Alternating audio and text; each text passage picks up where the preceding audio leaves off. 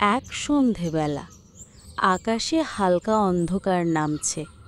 ঝিঁঝি পোকাদের ডাক শুনে সন্ধ্যার উপস্থিতি বোঝা যায়।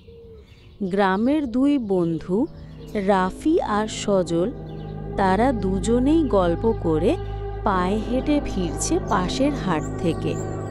রাস্তা ফাঁকা, হাতে বাজারের ব্যাগ, মুখে ক্লান্তি আর চোখে সামান্য ভয়।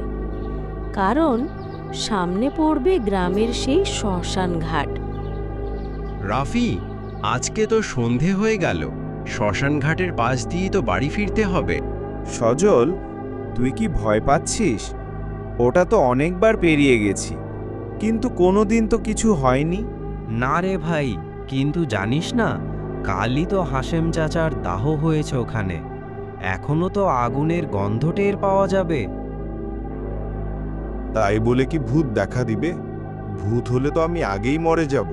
তারা দুজন কথা বলতে বলতে রাস্তার মোড়ে এসে পৌঁছায়।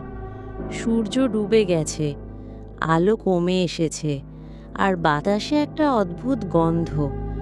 বাঁশঝাড়ে হালকা হাওয়া দিচ্ছে, আর বটগাছের পাতাগুলো যেন কানের পাশে ফিস ফিস করছে। রাফি, ওই যে দেখ, আগুনের দাগ এখনো দেখা যাচ্ছে। ওইখানেই হাশেম চাচার মরদেহ পুড়িয়েছিল। সজল, আসলেই। তবে জানিস, আমার মনে হয় এই জায়গাগুলো যতটা ভয়ঙ্কর মনে হয় ততটা না, বরং অনেক বেশি শান্ত। কি করে বলিস রাফি? কারণ এখানে মানুষ জীবনের সব গর্ব ফেলে রেখে আসে। এখানে কেউ বড়, কেউ ছোট থাকে না, সবাই সমান। কথা ঠিক বল। জানিস, ছোটবেলায় ভাবতাম শ্মশান মানেই ভূতের ডেরা। এখন বুঝি এটা আসলে শেষ আশ্রয়।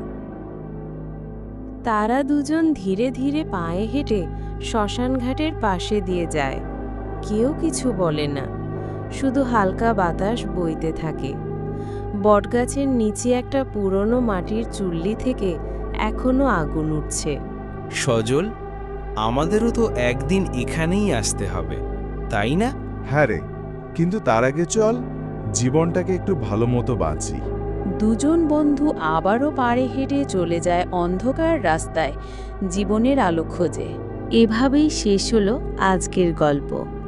যদি গল্পটি ভালো লেগে থাকে তাহলে চ্যানেলটাকে সাবস্ক্রাইব করে দাও। ধন্যবাদ।